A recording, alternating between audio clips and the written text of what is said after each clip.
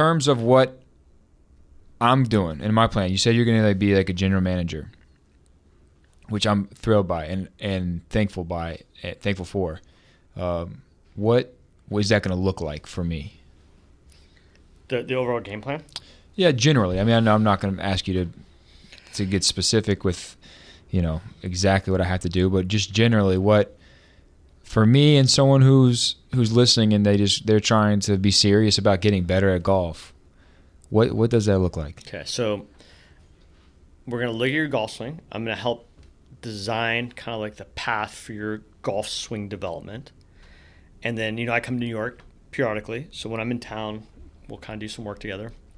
We're going to find someone in the city to help you on a more of a day-to-day capacity to kind of really help execute this overall kind of game plan for your golf swing.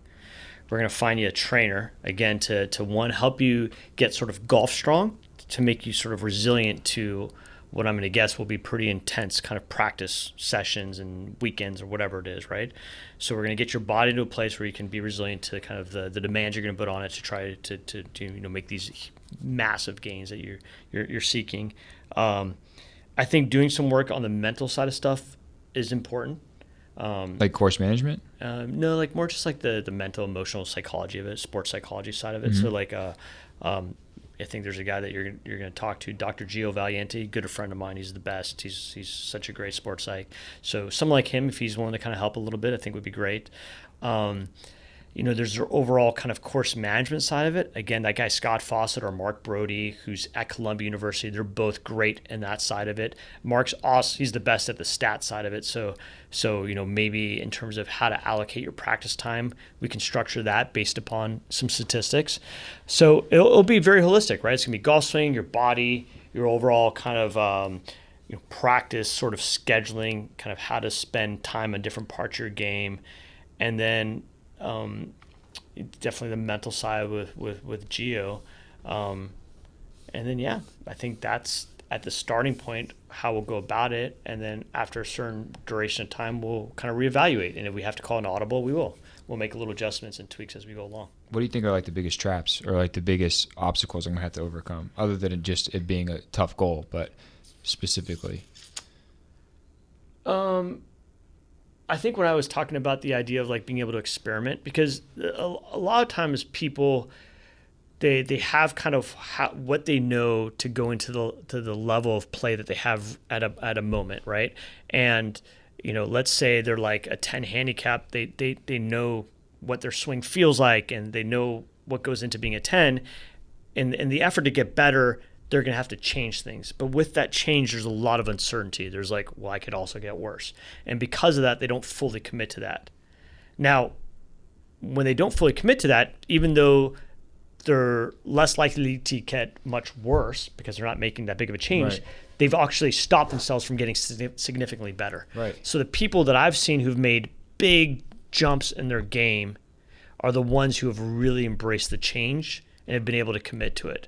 So I don't know this about you yet, but I would say, in general, the pitfalls that people get into when they are trying to make big changes and aren't quite able to do that is that they don't really commit to it. They kind of sort of stay in their comfort zone too much. Also, do you think going between too many teachers or schools of thought, like you're doing a show right now on Golf Channel, and kind of the whole ethos behind the show, correct me if I'm wrong, is you're talking to a bunch of different experts at different parts of the game, and is something like that, which I might be able to do something similar through the podcast, talking to a lot of different people, could that actually hurt me? Yeah, I mean, for me, the show Swing Expedition, it's sort of like just seeing like all these different coaches out there that have had tremendous success in kind of like understanding their different approach. It's really interesting. People can watch and kind of take little bits and pieces from it. But I would say for someone like you who's really trying to kind of go on this like long journey, right? Potentially, you want to have a game plan and execute it. And if you jump around too much, because part of the whole game plan is kind of like playing a game of chess where you're making moves to set up future moves. So like it's like in my mind, if I'm helping someone build a golf swing, and I know it's going to be a bit of a process, it's like I might make a change that in my mind is setting us up to make a change down the road. Mm-hmm.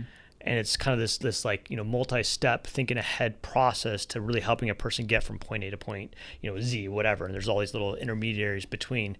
Now, if you're jumping around from different coaches to different coaches, each one individually doesn't know that overall game plan. So even though what they say in isolation may be a good sort of tip for that moment, right, it may not fit that longer term game plan. And in your case, could maybe get in the way of being able to kind of make those big jumps over a longer duration of time. Right. So that would be a thing I would caution against. So what do you think is a reasonable goal? Initially I said scratch in 1 year. Now, I should say that the date that I set that from, I didn't know I was going to spend the next 2.5 months on the IR. I didn't know I was going to get hurt. Yeah. So I was thinking I'm going to start playing 8 hours a day now, and then a year from now I'll be scratched. And I also know that that's a hugely ambitious goal in its own right.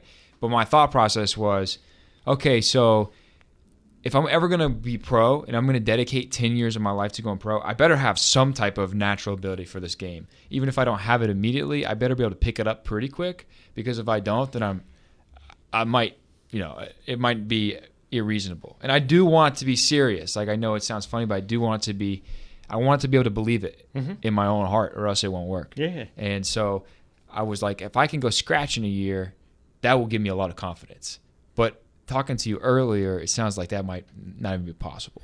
Well, I wouldn't say it's not possible. I just think if you're trying to have a realistic goal, and look, again, like the whole journey is sort of a long shot thing, right? But long shots do happen. And this is where, to me, it's like, I think it's really cool, because like, it can happen. And there is probably someone in the world who is in your situation who will get to a scratch or beyond. There's guys like, I think Jim Thorpe didn't take golf up to he's an adult and now plays on the senior tour. So there is like the precedent of people taking the game up late and getting. Can I say this too? I don't, even though I'm starting from ground zero golf, I don't feel like I'm starting from ground zero on the whole journey, because my sports background, I do believe it will help me from the mental side of, I do know what it takes to be a successful athlete. I do have some type of experience with training and recovery and taking all that really seriously, knowledge of my body awareness. And then also I know the qualities you kind of have to have mentally to be elite. Not necessarily that I possess them. I hope I do, you know what I'm saying? But I wasn't elite at football at the end of the day. But I do know that, you really do have to believe in yourself. And it's not just a cliche that, like, if I'm going to be doing this whole journey, like, if I want to work, I do realize, like, I have to actually believe it.